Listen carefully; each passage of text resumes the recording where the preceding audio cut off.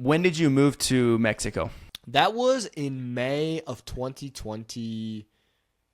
I was going to say 2022. No, it's only 2023. Yeah. So it's been about a year and a half, more or less, that I've lived here. So what motivated you to make that move originally? That's a great question. To be with my girlfriend. That was the biggest motivation. Yeah. I mean, also it's time for me to move out of the house too, so. Mm-hmm. But love is a strong motivator for sure. It is very, very strong. But you had done like trips to Mexico before that, like before moving there? Yeah, that's right. So when I was younger, I took a cruise with my family. I was a young kid, maybe 7 or 8. And I have, a few memories from there, but the real first time I ever went to Mexico was in 2018 during Christmas time with my best buddy Luis from high school. And I went with him and his family, and we went to Aguascalientes, Mexico. They call it El Corazón de Mexico. It's kind of right in the middle of Mexico, and it's quite a small state. Nothing spectacular, to be honest. Don't get me wrong, I like Aguascalientes.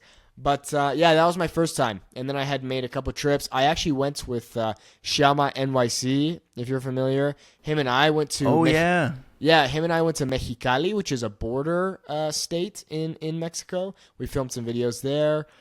So, yeah, I had done trips to Mexico before moving out here. Yeah, of course. So you kind of knew what to expect a little bit in terms of the culture. And obviously you were very proficient in the language at that point as well. Sure. Yeah, I think with regards to the culture, absolutely. Growing up in SoCal, we have a heavy Chicano culture, right? So, lots of Mexican influence in California. Yeah, I just filmed a video about this actually. At one point California used to be Mexico. So, there's a lot of influence of Spanish there in the culture. So, moving here wasn't too hard, especially because Mexico City is a gigantic city, and it's a very international city. So, yeah, like it not only population wise, but also just geographically, California is like right up to Mexico, literally borders Mexico, right? Like just crossing the border into Mexico.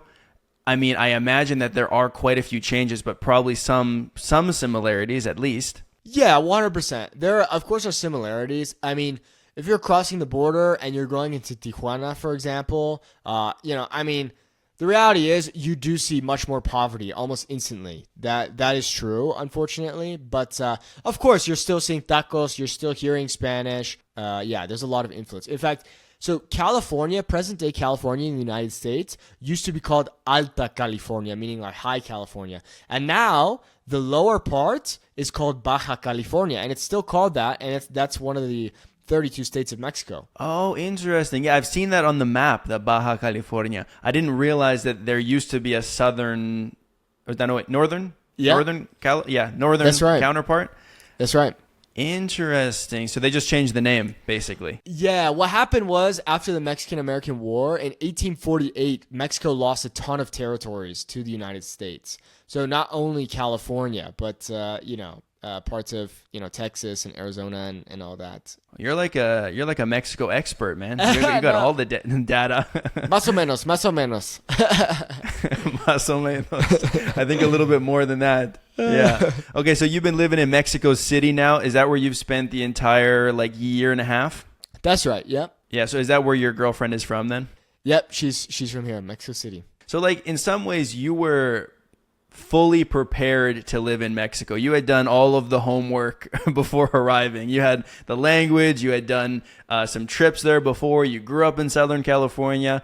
Was there anything that surprised you when you first arrived there, or was it pretty much like the culture that you already knew? No, absolutely. Yeah, many things that surprised me. Of course, going into it, knowing the language is a big help.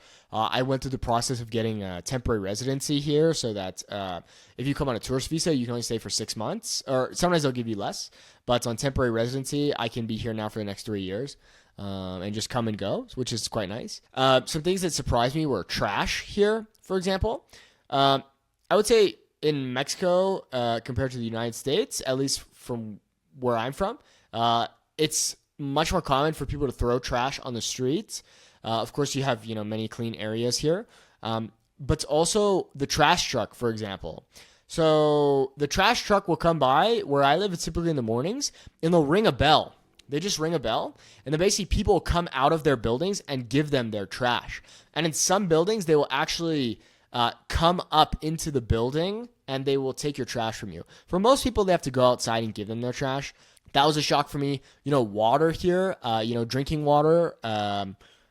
You have to go and you have to buy what's called a garrafón, which is the big plastic water jugs. And that's because people don't drink the tap water? That's correct. Yeah, people don't drink the tap water. Not safe to drink. Another funny one that, I was already used to this, but some people aren't, is throwing the toilet paper into a small little trash can.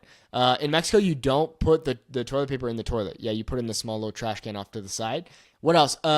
I was not used to lighting a gas stove with a lighter. I had always had the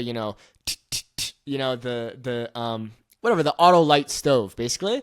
And I had never had to actually turn on the gas and then use a lighter to turn it on. Obviously, it sounds so stupid and so American, but I had never done that before, at least in a home setting. What else? There's many things. But living here is great. It's a big city, big international city, and one of the coolest big cities in the world.